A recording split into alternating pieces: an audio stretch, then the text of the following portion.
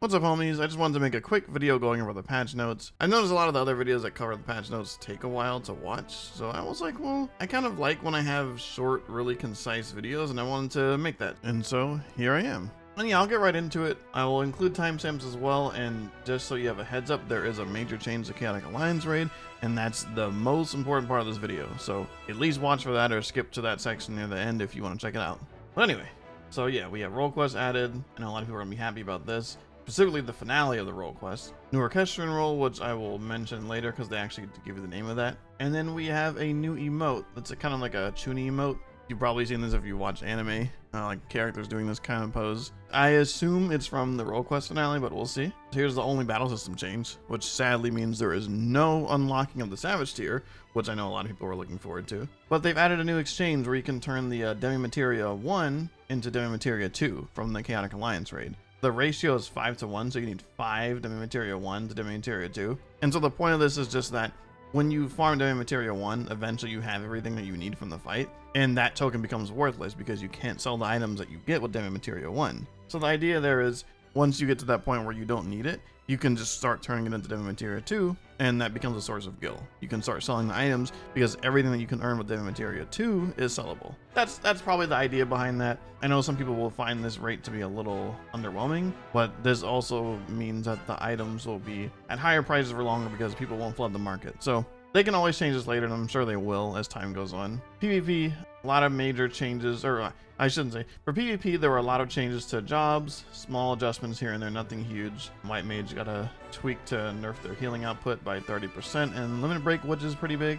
But otherwise, I don't think that anything here was that major. I am not a PvP expert on every job. I know they keep buffing Viper because it's struggling in PvP, but yeah, I will leave the PvP enjoyers to actually read this part to see what they care about for the job that matters to them. But it's safe to say that they definitely felt like all healers but Sage were just healing too much, because every healer got healing nerfs in some way, except for Sage. More importantly though for PvP is this right here. The time between action execution and effect activation has been shortened for the following PvP actions. This means that when you press a button, the skill happens faster, which is huge because that works for Recuperate now. So Recuperate's going to be happening faster, Purify happens faster, so people will escape your stuff and heal more quickly. This is humongous, or at least it could be. It depends on how much faster it actually feels, but this is probably a big deal. A lot of jobs got this change. Notably, I would say Monk had a lot of their skills getting this change, and then also Samurai has a lot of their skills getting this change. Same for Machinists with their Limit Break and White Mage with their Limit Break. And I think this is really going to be interesting because I feel like Machinists kind of got nerfed a bit because you can guard after they cast Limit Break and block it. So with this change, it's going to be harder to do. We'll see how that works out. New Crystalline conflict season has started up and the current season has ended. The main thing people probably care about is that this is not the series mom pass. So if you want to find the PvP outfit, the casual attire that's in there, or I mean that's not casual, but like the casual wear that they have in the Momstone pass, you can still get that. This is not the same as the Momstone series ending. This is the ranked season. The actual Momstone series ends when 7.2 comes out, so you still have a couple of months, or I would say probably 2 months to grind that out. So get on that, but you're not at risk right now. The only other big deal here is that the data center is changing for the preferred, or where ranked will take place in each region. So Japan's now having PvP on Elemental. North America is going to be on Dynamis for ranked play. Europe is on Light, and Oceania stays the same because they only have one region, or one data center anyway. For system changes, nothing crazy. It's just we have the commands for that new emote, Pose of the Unbound and Unbound. It sounds as goofy as it looks. New trophies for Xbox and PlayStation. But here we get to the big deal. And here at the bottom we have this Orchestrion role. Bright Bustle is one of the event cutscene. I believe it's like event 4 from Dawntrail on the soundtrack. But it's one of the cutscene songs, like the goofy one when silly things happen.